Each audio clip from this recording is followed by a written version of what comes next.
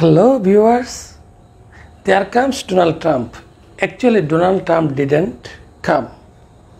There seems to be something wrong. There seems to be some problems. There appeared to have been a quarrel between Donald Trump and Joe Biden. So there happened to be a quarrel between them. I am just kidding. If I am kidding with you, is there any problem? I think there is no problem, because I am going to take a very important class on there. There is something surprising and amazing in my class. Actually viewers, আমি প্রথম যে বাক্যটি বললাম সেটা হলো there comes Donald Trump, অর্থাৎ ওই যে ডোনাল্ড ট্রাম্প আসছে। অ্যাকচুয়ালি ডোনাল্ড ট্রাম্প আসে নাই, আপনাদেরকে শেখানোর জন্য আমি এভাবে বললাম। দ্বিতীয় বাক্যে আমি বললাম there seems to something wrong, মনে হয় কোনো একটা ভুল হয়েছে। There seems to have been a quarrel between Joe Biden and Donald Trump. Joe Biden এবং ডোনাল্ড ট্রাম্পের মধ্যে একটা ঝগড়া হয়েছিল বলে মনে হয়। শেষের বাক্যটি হলো there happened a quarrel between them, যে তাদের মধ্যে একটি ঝগড়া হয়েই গেল। তাহলে দেখুন ভিউয়ার্স, এই যে বাক্যগুলা এগুলা কত সুন্দরভাবে ব্যবহৃত হয়েছে শুধুমাত্র দেয়ারের ব্যবহারের মাধ্যমে। আপনারা যদি আজকের এই ক্লাসটি শুরু থেকে শেষ পর্যন্ত না দেখেন, তাহলে দেয়ারের অনেক মূল্যবান ব্যবহারগুলো এবং স্মার্ট ইংলিশে এটাকে কীভাবে ব্যবহার করা যায় সেটা আপনারা বেস করবেন। So no more skipping, watch the video from beginning to end. I am coming soon.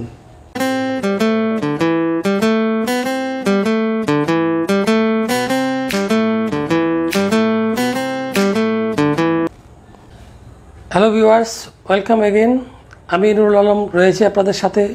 আজ আমি introductory there, expletive there and adverbial there, এই তিনটি ভাগে অ্যাডভার্বকে আমরা ব্যবহার করতে পারি সেটা সম্পর্কে বিস্তারিত আলোচনা করব।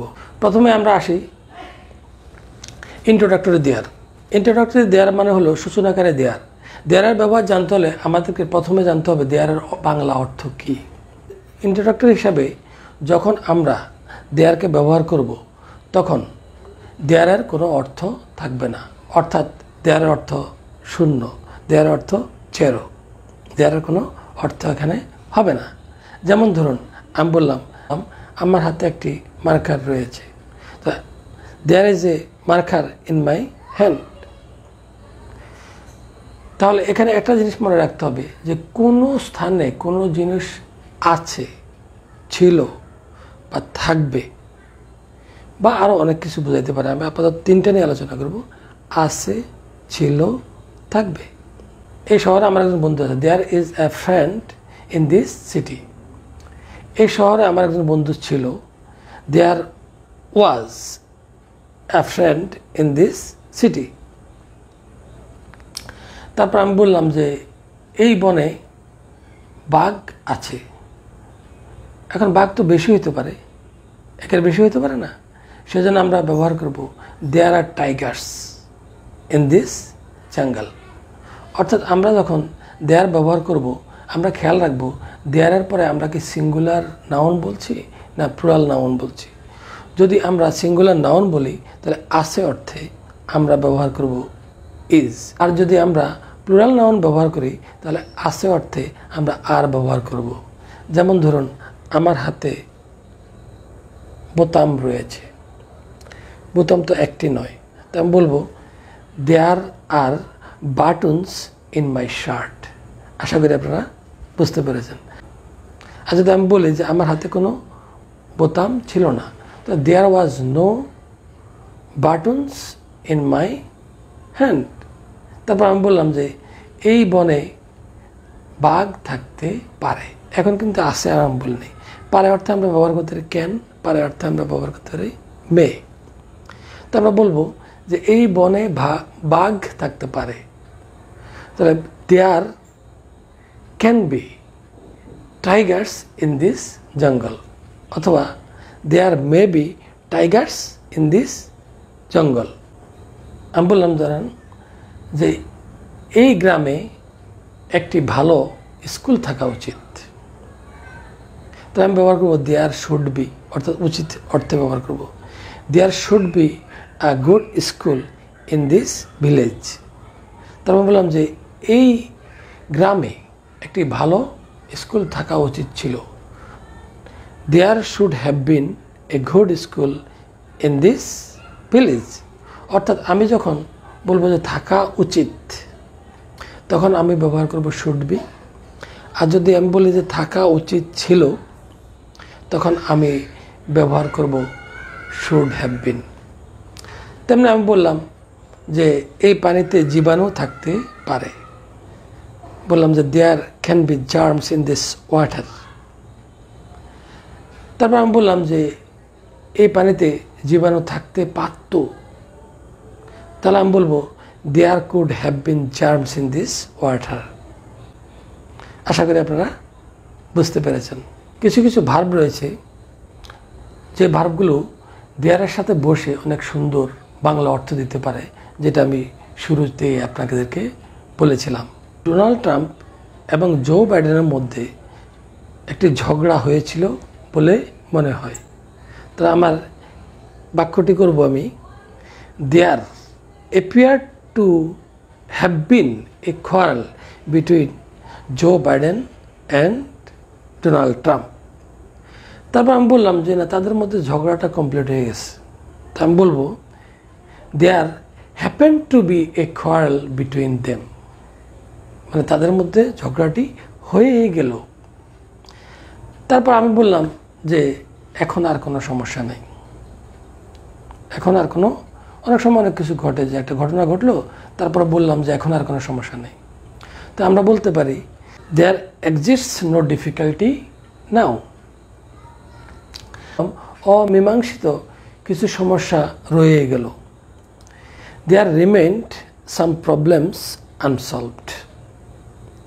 তাহলে ইন্ট্রোডাক্টরি দেয়ারের ব্যবহারটা আপনারা বুঝতে পেরেছেন।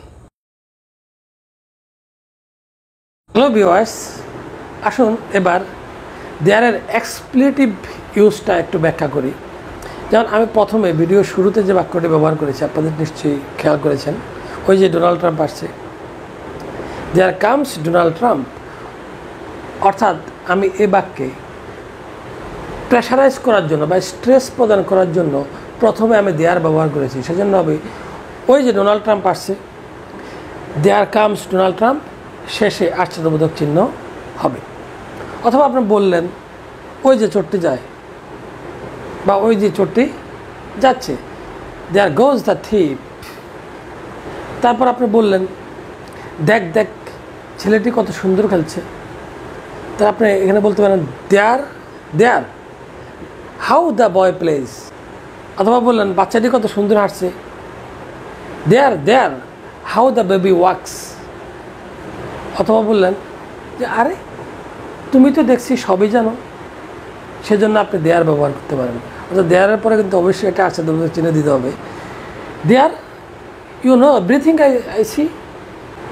তারপর বললেন যে অহে, অথবা বললেন এই তুমি তো দেখি ভুল, মানে তোমার ভুল হয়েছে।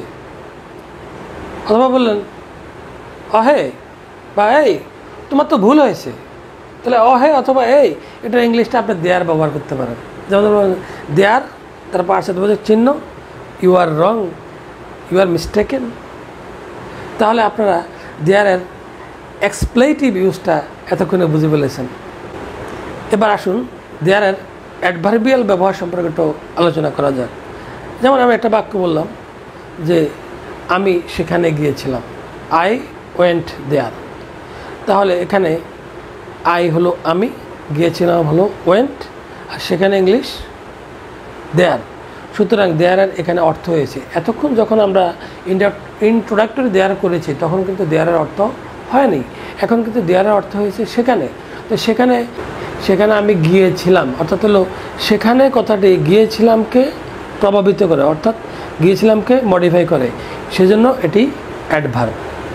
তাহলে ভার্বের শেষে যদি অ্যাডভার্ব বসে সেখানে অর্থ প্রদান করে, তাহলে এটি হলো দেয়ারের অ্যাডভার্বিয়াল ব্যবহার। আশা করি আপনারা বুঝতে পেরেছেন।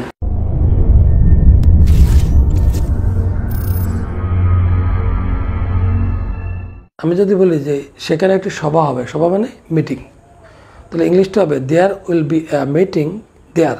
তাহলে প্রথম যে দেয়ারটা আমি ব্যবহার করলাম, প্রথম দেয়ারটির অর্থ হয় নাই, অর্থাৎ এটি হলো বাক্য স্টার্ট করার জন্য, অর্থাৎ ইন্ট্রোডাকশন করার জন্য ব্যবহৃত হয়েছে। অর্থাৎ প্রথমে যে আমি দেয়ার ব্যবহার করছি এটির অর্থ হয় নাই, এটি ইন্ট্রোডাকশন করার জন্য, অর্থাৎ সেন্টেন্স স্টার্ট করার জন্য ব্যবহৃত হয়েছে। শেষে আমি ব্যবহার করছি এ মিটিং দেয়ার, অর্থাৎ হলো সেখানে একটি মিটিং হবে। এখানে দেয়ার অর্থ সেখানে, এটি হলো অ্যাডভার্বিয়াল দেয়ার। তাহলে ভিউয়ার্স দেখুন, দেয়ার দিয়ে আমরা কিন্তু অসংখ্য বাক্য করতে পারি। Hello viewers, is there any problem there? I think there is no problem. দেখুন ভিউয়ার্স, আমরা দেয়ারের মাধ্যমে কত সুন্দর সুন্দর বাক্য তৈরি করতে পেরেছি। আপনারা যদি এরকম ক্লাস আরও দেখতে চান, তাহলে আমার ইউটিউব চ্যানেলে একটি সাবস্ক্রাইব করবেন এবং কমেন্ট করে প্রয়োজনীয় পরামর্শ দিবেন এবং ভিডিওটি অবশ্যই শেয়ার করবেন। আল্লাহ হাফেজ।